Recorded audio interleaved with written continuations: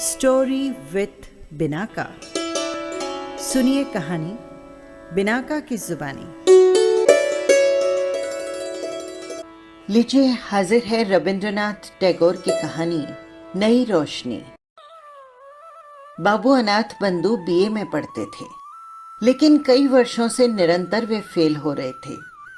उनके संबंधियों का विचार था कि इस वर्ष वे अवश्य ही उत्तीर्ण हो जाएंगे, पर इस वर्ष उन्होंने परीक्षा देना ही उचित न समझा।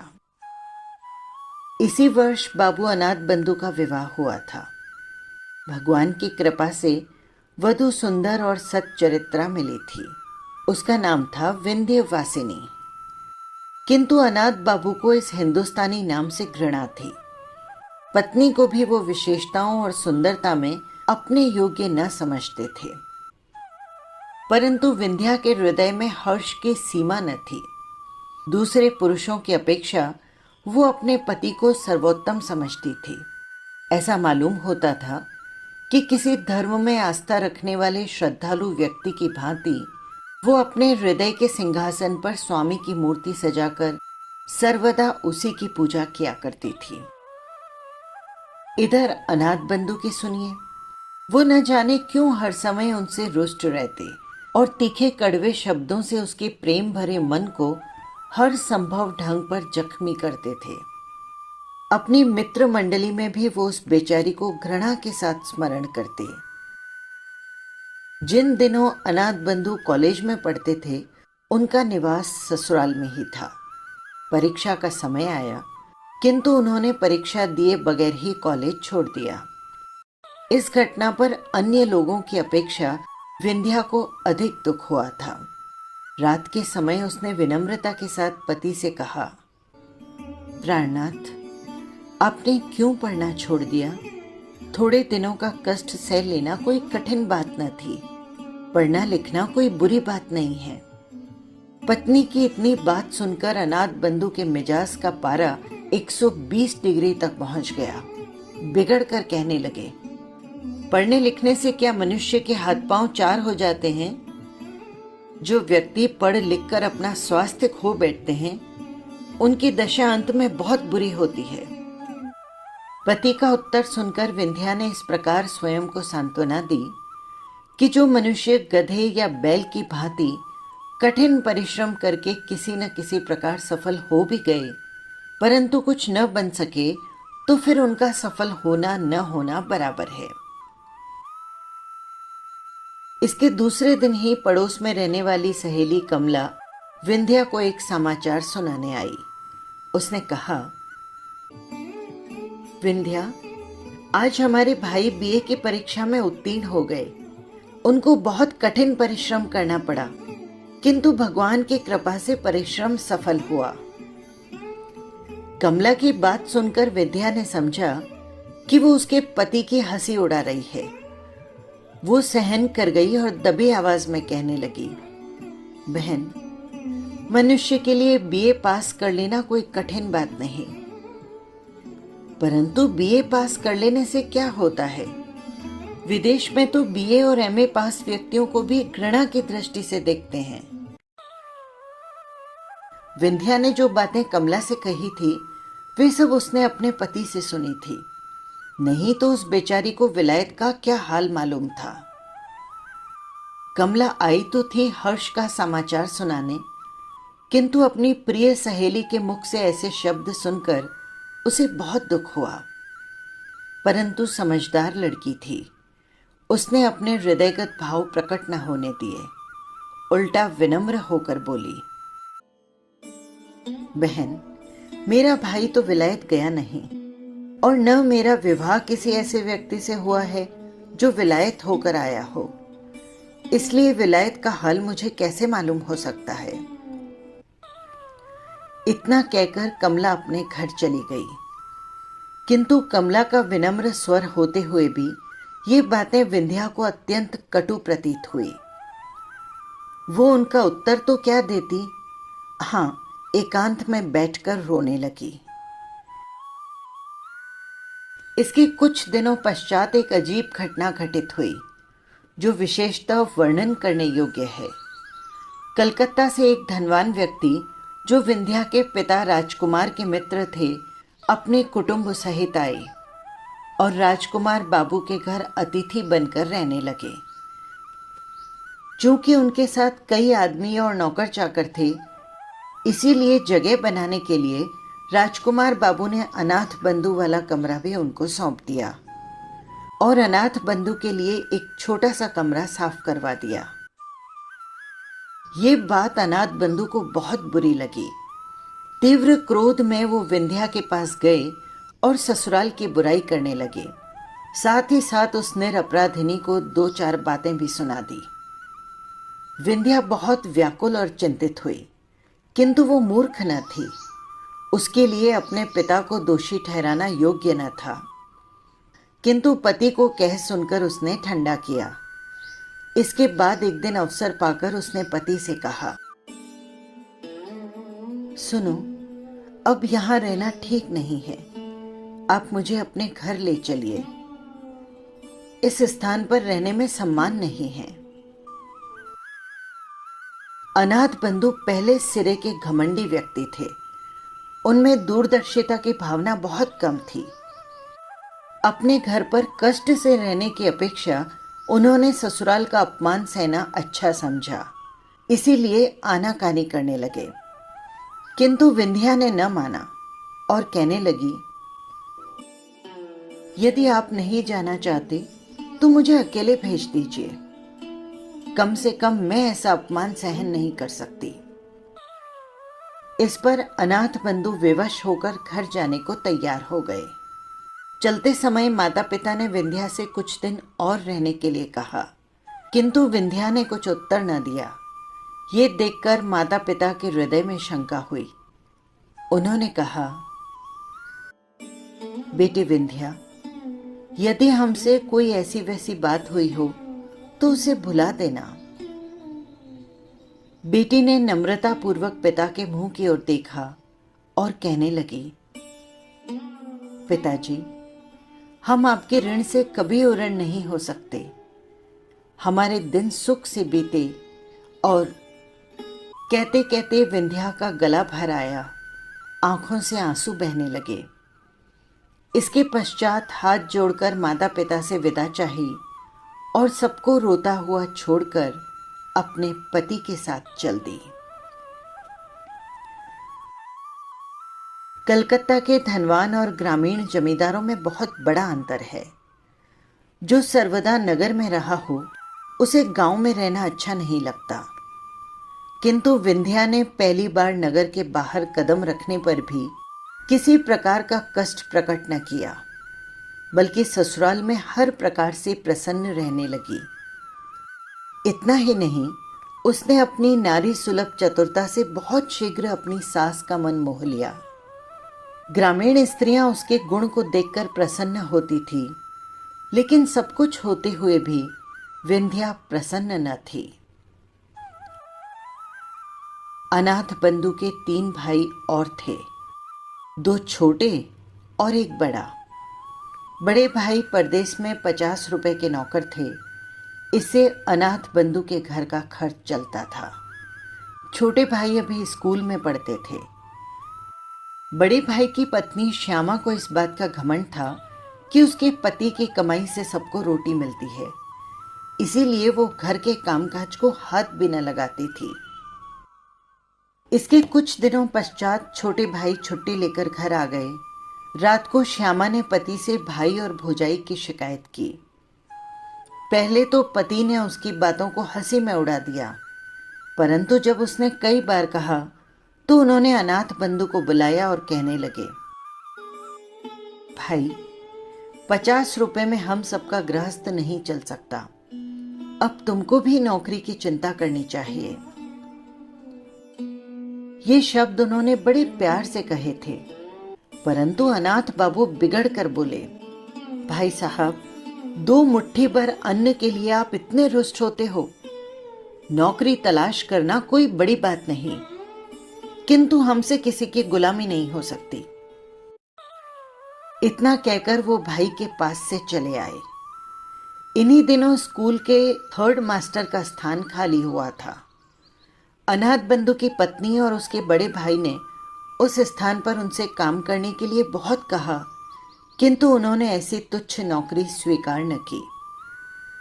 अब तो अनाथ बंधु को केवल विलायत जाने की धुन समाई हुई थी। एक दिन पत्नी से कहने लगे, देखो, आजकल विलायत गए बिना मनुष्य का सम्मान नहीं होता और न अच्छी नौकरी मिलती है। इसीलिए हमारा विलायत जाना आवश्यक है। तुम अपने पिता से कहकर कुछ रुपया मंगवा दो तो हम चले जाएं। विलायत जाने की बात सुनकर विंध्या को बहुत दुख हुआ। पिता के घर से रुपए मांगने की बात से तो बेचारी की जान ही निकल गई। दुर्गा पूजा के दिन समीप आई तो विंध्या के पिता ने बेटी और दामाद को बुलाने के लिए आदमी भेजा। विंध्या खुशी खुशी मैके आई। माँ ने बेटी और दामाद के रहने के लिए अपना कमरा दे दिया। दुर्गा पूजा की रात को ये सोचकर कि पति न जाने कब वापस आ जाए, विंध्या प्रतीक्षा करते करते सो गई। सुबह उठी तो उसने अनाथ बंधु को कमरे में न पाया। उठकर देखा तो माँ का लोहे का संदूक खुला पड़ा था। सारी चीजें इधर उधर बिखरी पड़ी थी और पिता का छोटा कैश बॉक्स जो उसके अंदर रखा था वो गायब था। विंध्या का हृदय धड़कने लगा। उसने सोचा कि जिस बदमाश ने चोरी की है शायद उसी के हाथों पति को भी हानि पहुंची है। परंतु थोड़ी देर बाद उसकी दृष्टि एक कागज के टुकड़े पर पड़ी। वो उठाने लगी तो देखा कि पास ही कुंजियों का गुच्छा पड़ा है। पत्र पढ़ने से मालूम हुआ कि उसका पति आज प्रातः ही जहाज पर सवार होकर विलायत चला गया।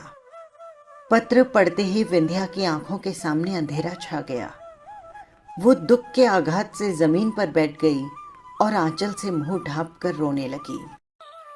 आज सारे बंगाल में खुशियां मनाई जा रही थी, किंतु विंध्या के कमरे का दरवाजा अब तक बंद था।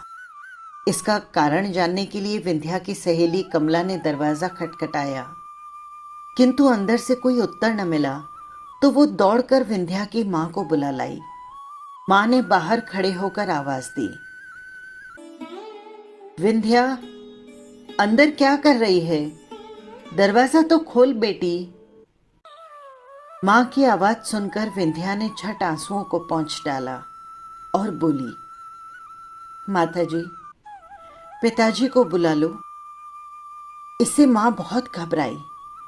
उसने तुरंत पति को बुलवाया। राजकुमार बाबू के आने पर विंध्या ने दरवाजा खोल दिया और माता पिता को अंदर बुलाकर फिर दरवाजा बंद कर लिया। राजकुमार ने घबराकर पूछा, विंध्या, क्या बात है बेटी? तू क्यों रो रही है?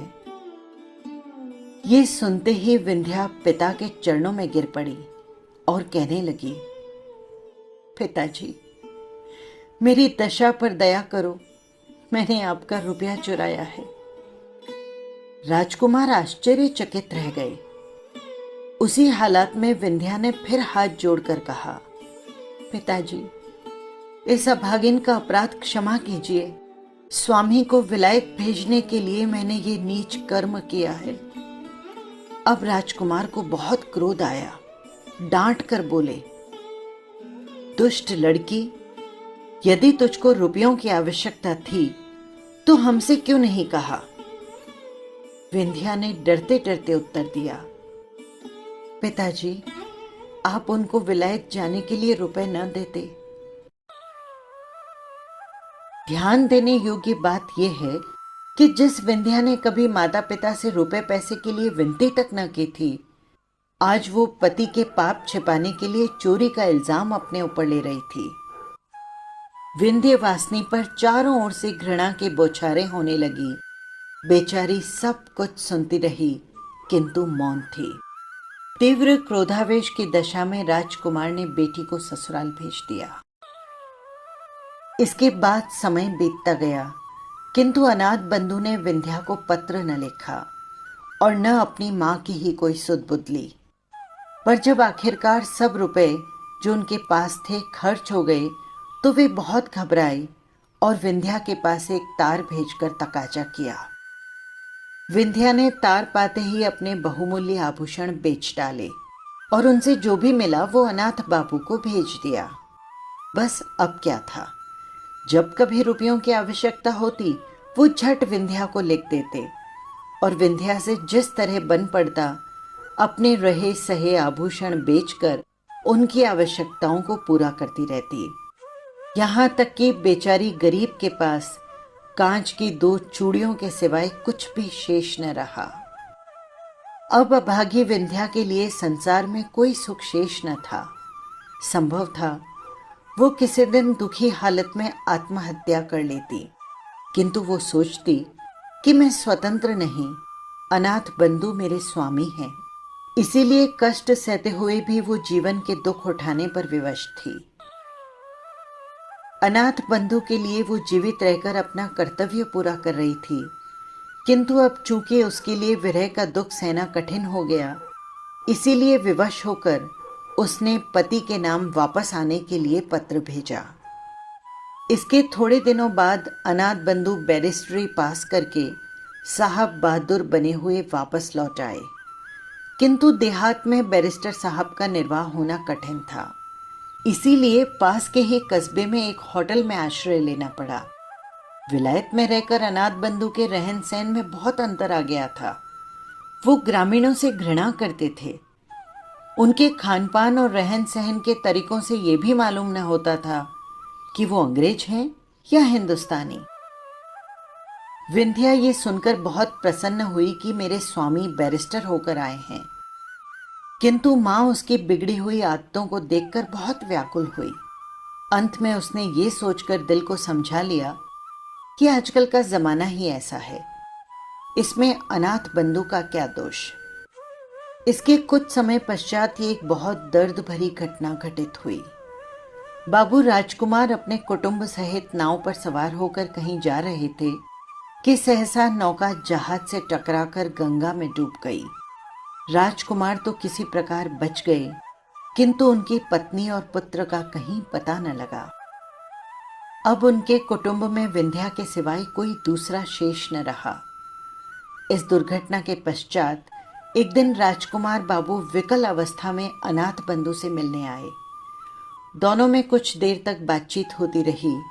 अंत में राजकुमार ने कहा, जो होना था सो हुआ, अब प्रायश्चित करके अपनी जाति में सम्मिलित हो जाना चाहिए, क्योंकि तुम्हारे सिवाय अब दुनिया में हमारा कोई नहीं। बेटा या दामाद, जो कुछ भी हो, अब तुम ही हो। अनाथ बंधु ने प्रायश्चित करना स्वीकार कर लिया। पंडितों से सलाह ली गई तो उन्होंने कहा, यदि इन्होंने विलायत में रहकर मांस नहीं खाया है तो इनकी शुद्धि वेद मंत्रों द्वारा की जा सकती है। ये समाचार सुनकर विंध्या हर्ष से फूली न समाई और अपना सारा दुख भूल गई। आखिर एक दिन प्रायश्चित की रस्म अदा करने के लिए दिन निश्चित किया गया। बड़े आनंद का समय था। चहुं ओर वेद मंत्रों की गूंज सुनाई दी। प्रायश्चित के पश्चात ब्राह्मणों को भोजन करवाया गया और इसके परिणाम स्वरूप बाबू अनाथ बंधु नए सिरे से बिरादरी में सम्मिलित कर लिए गए। परंतु ठीक उसी समय राजकुमार बाबू ब्राह्मणों को दक्षिणा दे रहे थे और एक नौकर ने कार्ड लिए हुए घर में प्रवेश किया और राजकुमार से कहने लगा, बाबूजी, एक मैम आई है। मैम का नाम सुनते ही राजकुमार बाबू चकराए। कार्ड पढ़ा। उस पर लिखा था, मिसेज अनाथ बंधु सरकार। इससे पहले कि राजकुमार बाबू हाँ या ना में उत्तर देते, एक गोरे रंग की यूरोपियन युवती खटखट करती अंदर आ गई। पंडितों ने उसको देखा तो दक्षिणा लेना भूल गए। घबराकर जिधर जिसके सींग समाये निकल गए। इधर मैम साहब ने जब अनाथ बंधु को न देखा तो बहुत विकल हुई और उनका नाम लेकर आवाजें देने लगी। इतने में अनाथ बंधु कमरे से बाहर निकले। उन्हें देखते ही मैम साहब माय डियर कहकर उनसे लिपट गई। ये दशा देखकर घर के पुरोहित अपना बोरिया बांधना संभाल कर विदा हो गए। उन्होंने पीछे मुड़कर भी न देखा। बस यही थी कहानी। आपको कैसी लगी कमेंट बॉक्स में ज़रूर लिखिएगा। फिर मिलेंगे किसी नई कहानी के साथ। नमस्कार।